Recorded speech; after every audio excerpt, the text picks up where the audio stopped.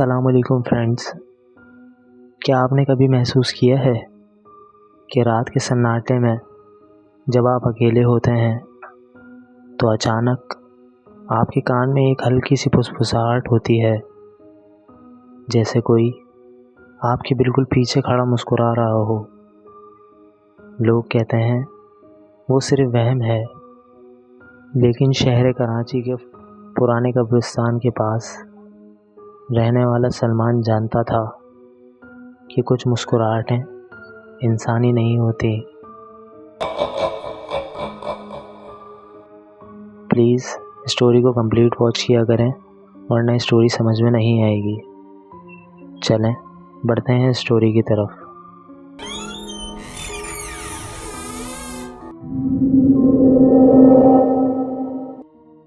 सलमान एक antique collector था। उसे पुरानी, नायाब और ऐसी चीज़ें जमा करने का जुनून था जिनसे कोई ना कोई तारीख जुड़ी हो। एक बार उसे एक पुरानी नीलामी में से एक अजीब और गरीब सिया पुतला मिला।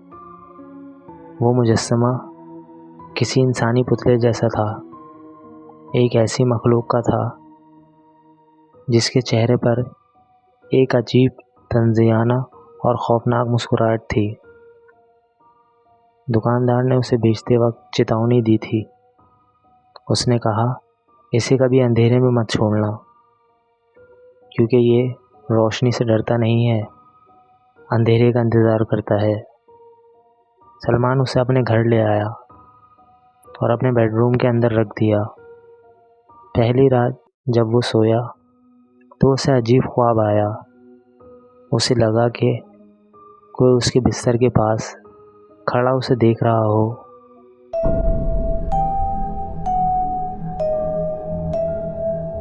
अचानक उसकी आंख खुली। कमरे में सन्नाटा था, लेकिन उसने देखा कि वो मुजस्समा जो मेज़ के पास खड़ा था, उसका रुख थोड़ा सा बदल गया था। अब उसकी वो खौफनाक मुस्कुराहट सलमान की तरफ देख रही थी। सलमान ने सोचा शायद उसने खुद ही हिला दिया होगा। उसने रुख सीधा कर दिया और सो गया। अगली रात बारिश हो रही थी। सलमान अपने कमरे में बैठकर किताब पढ़ रहा था। अचानक खिड़की पर दस्तक हुई। सलमान ने खिड़की खोली। बाहर कोई नहीं था, सिर्फ तेज़ हवा और अंधेरा।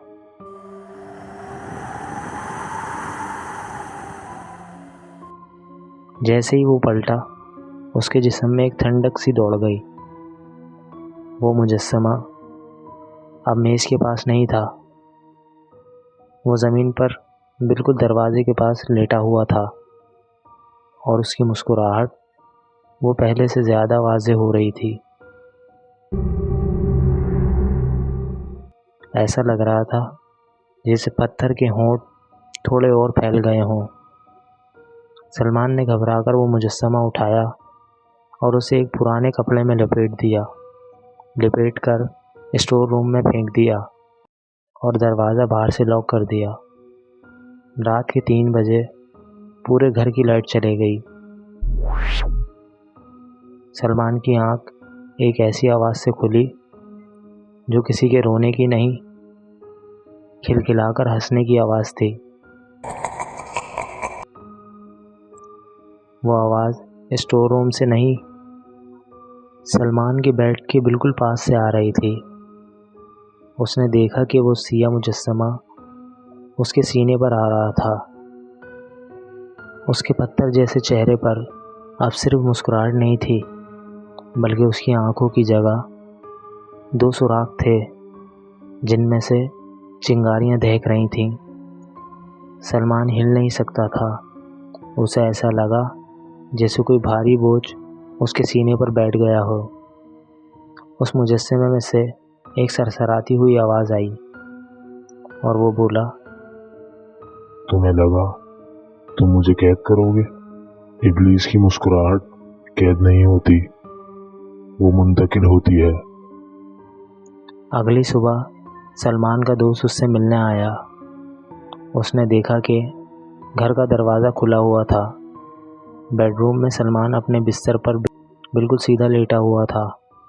उसका जिस्म ठंडा और सख्त हो चुका था, बिल्कुल पत्थर की तरह।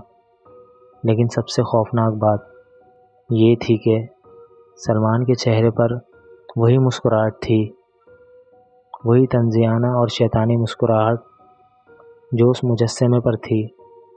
और वो मुजस्समा वो वहाँ कहीं नहीं था। कहते हैं वो मुजस्समा आज भी किसी नए घर की तलाश में है। हो सकता है अगली नीलामी में वो आपकी नज़र से गुज़रे। बस एक बात याद रखना, अगर वो आपको देखकर मुस्कुरा दे तो मौत आपके दरवाजे पर दस्तक दे चुकी होगी। हमारी कहानियाँ अगर आपको अच्छी लगती हैं तो प्लीज़ लाइक कीजिए, सब्सक्राइब कीजिए और हाँ, शेयर करना मत भूलिएगा।